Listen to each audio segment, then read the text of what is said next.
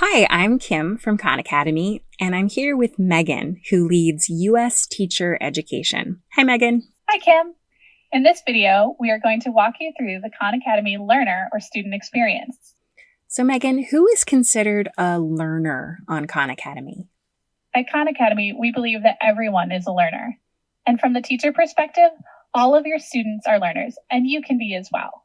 That's great. So, where should teachers start if they want to better understand the student experience on Khan Academy? To begin, you want to log into your Khan Academy account. Then select the navigation button indicated by your name on the top right of the screen. Once you see the drop-down menu, select Learner Home. You can now see the Learner homepage on your screen. You can think of this as the student's homepage, as this is what students see immediately when they log into Khan Academy. Also, a quick tip. If the student clicks on the Khan Academy logo, no matter what page they are on, assuming they are logged in, they will always be taken back to this homepage. On the left-hand side, any classes the student is in and where the teacher has given them some sort of assignment or goal is listed. As you can see, the course mastery goals and assignments recommended by the teacher are accessible with a single click. Within the Assignments tab, learners can easily see upcoming assignments and work directly on the assignments from there. Within the Course Mastery tab, learners can see the mastery goals you have given them and their progress towards it. By going down to the Progress tab, students can see their activity log. This exact same report is also available to you as a teacher when you click into a student on your roster. We surface the report to both facilitate accountability and to stimulate student-teacher conferencing on progress. By scrolling down and clicking on Teachers, students can see all of their current teachers and also join a new class by entering a class code. One more thing. On this page, students will also find a summary of their recent activity, energy points, and badges earned. That seems like a really useful place for students to check current mastery progress, assignments, and overall learning. Can you walk us through what students experience when they select their mastery goals? Of course, Kim.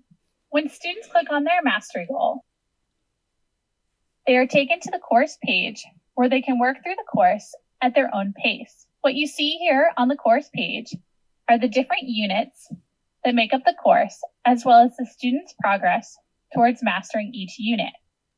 Below each unit name are the lessons within each unit. By clicking into a lesson or unit, I am taken to the unit page. From here, students have the option to either dive straight into practice, which they can find on the right-hand side, or first check out the learning material, which are the articles and videos on the left-hand side. There are a couple types of practice activities in Khan Academy's mastery system. Exercises, which are opportunities for students to learn single skills in isolation, or assessments, where students get mixed skill review. The different types of assessments address different quantities of content. Quizzes are mixed review of skills in a lesson. Unit tests are mixed review of skills within an entire unit. And course challenges are a mixed review of skills from the entire course. And how does Khan Academy assess students' proficiency in the skills they're learning? As students work through the content, Khan Academy assesses their skill level, giving them a designation of attempted, familiar, proficient, or mastered.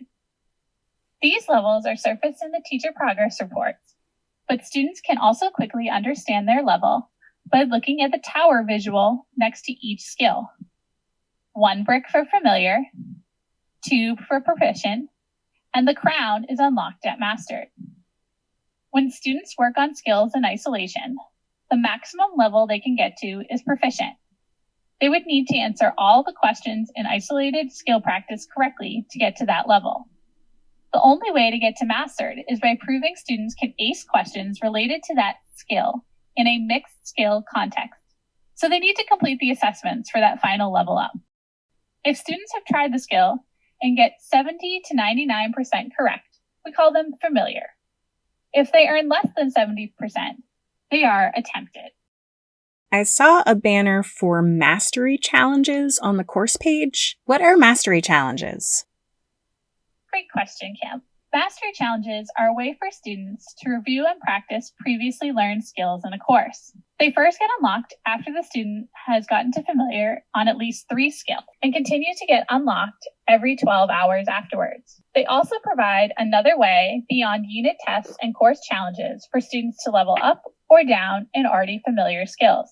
Mastery challenges highlight opportunities for students to engage in personalized, spaced repetition of the skills students have already started practicing. Research shows that spiraling skills over time and across lessons is a key component to minimizing student learning loss and improving knowledge retention.